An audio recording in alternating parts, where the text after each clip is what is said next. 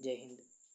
Engineer Sandeep Tiwari YouTube channel के माध्यम से जुड़े सभी प्रतिभागी और स्टूडेंट्स को मैं संदीप तिवारी सादर नमस्कार करता हूं। दोस्त, चुंबकत्व का यह 20 क्वेश्चन का सेट आरआरबी, एनटीपीसी, एएलपी और ग्रुप डी के लिए अति महत्वपूर्ण है। तो चलिए क्लास शुरू करते हैं। क्लास शुरू करने से पहले एक रिक्वेस्ट है, यदि आप चैनल पर नए हैं तो चैनल को सब्सक्राइब कर लीजिए। चलिए स्टार्ट करते हैं। पहला क्वेश्चन, वह वैज्ञानिक कौन है जिसने खोजा कि जब तार में विद्युत धारा प्रवाहित होती है तो उसके चारों ओर वृत्ताकार चुंबकीय क्षेत्र बनता है। पहला ऑप्शन है ओरस्टेड, दूसरा ऑप्शन है फैराडे, तीसरा ऑप्शन है फ्लेमिंग, चौथा ऑप्शन है कूलॉम।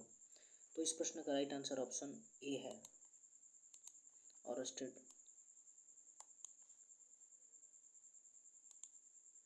आगे, मैक्सवेल की इकाई किसकी होती है?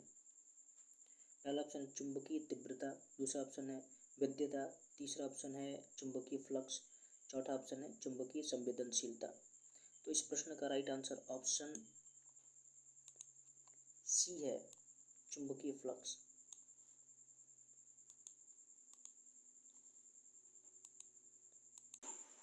आगे, चुंबकीय फ्लक्स डेंसिटी की एसआई इकाई क्या है?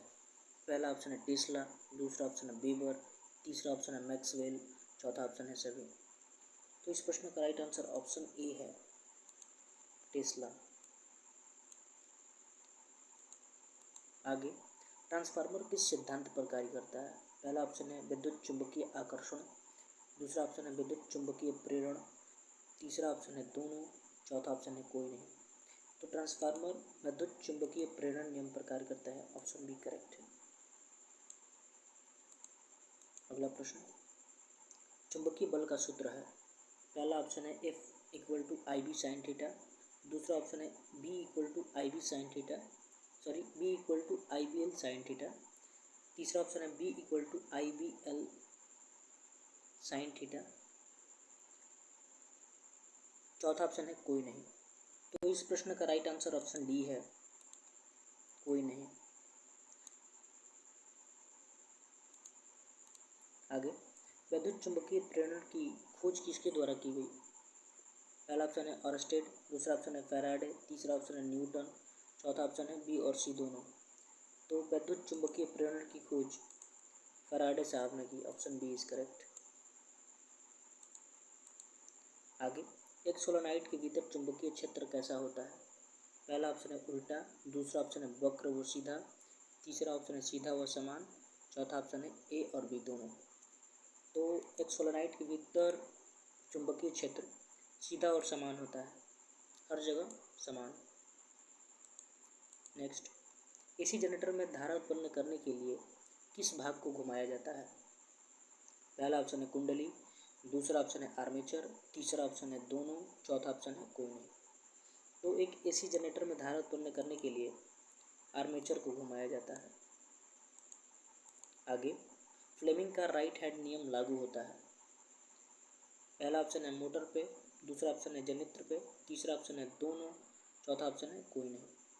तो फ्लेमिंग का राइट हैंड नियम जनरेटर पर लागू होता है और लेफ्ट हैंड नियम मोटर पे। आगे, इस नियम का प्रयोग विद्युत धारा की दिशा से चुंबकीय क्षेत्र की दिशा ज्ञात करने के लिए किया जाता है। पहला ऑप्शन है दाएं हाथ के अंगूठे का नियम, दूसरा ऑप्शन है फ्लेमिंग वाम हाथ नियम, तीसरा ऑप्शन है फ्लेमिंग दायां हाथ नियम और डी ऑप्शन है सभी। तो इस प्रश्न का राइट आंसर ऑप्शन ए है,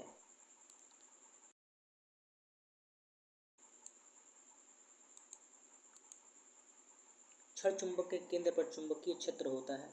पहला ऑप्शन है उच्च, दूसरा ऑप्शन है निम्न, तीसरा ऑप्शन है शून्य, चौथा ऑप्शन है अनंत। तो एक क्षण चुंबक में उसके केंद्र पर चुंबकीय क्षेत्र शून्य होता है। आगे, चुंबकीय फ्लक्स का एसआई मात्रक है। पहला ऑप्शन है वेबर, दूसरा ऑप्शन है मैक्सवेल, तीसरा ऑप्शन है वेबर मीटर, चौथा ऑप्शन है कोई नहीं। तो चुंबकीय फ्लक्स का एसआई यूनिट वेबर होता है, option A is correct. Fleming left hand rule के अनुसार अंगूठा दर्शाता है। पहला ऑप्शन है बल, दूसरा ऑप्शन है चुंबकीय क्षेत्र, तीसरा ऑप्शन है प्रवाहित धारा, चौथा ऑप्शन है ए और सी दोनों। तो फ्लेमिंग लेफ्ट हैंड रूल के अनुसार अंगूठा बल को दर्शाता है। चुंबकीय क्षेत्र की तीव्रता है, पहला ऑप्शन है वेबर, दूसरा ऑप्शन है मैक्सवेल, तीसरा ऑप्शन है टेस्ला, चौथा ऑप्शन है वेबर पर मीटर। तो इस प्रश्न का राइट आंसर ऑप्शन। आगे, यदि कुंडली में घुमाव की संख्या दोगुनी कर दी जाए तो चुंबकीय क्षेत्र की दिशा होगी। पहला ऑप्शन है 8 गुना, दूसरा ऑप्शन है 4 गुना, तीसरा ऑप्शन है 2 गुना, चौथा ऑप्शन है कोई परिवर्तन नहीं। तो इस प्रश्न का सही आंसर ऑप्शन सी है 2 गुना। अगला प्रश्न, परिनालिका में धारा की दिशा बदलने पर चुंबकीय क्षेत्र की दिशा होगी। पहला ऑप्शन है कोई परिवर्तन नहीं, दूसरा ऑप्शन है दिशा बदल जाती है, तीसरा ऑप्शन है परिमाण बदलता है, चौथा ऑप्शन है कोई नहीं। तो एक परिनालिका में धारा की दिशा बदलने से चुंबकीय क्षेत्र की दिशा बदल जाती है। आगे, चुंबकीय क्षेत्र की तीव्रता किससे मापी जाती है? पहला ऑप्शन है एम्पियर, दूसरा ऑप्शन है एम्पियर सेकेंड, तीसरा ऑप्शन है एम्पियर रूल, चौथा ऑप्शन है कोई नहीं। तो वैद्युत क्षेत्र की तीव्रता एम्पियर रूल से मापी जाती है, यानी ऑप्शन सी इज करेक्ट।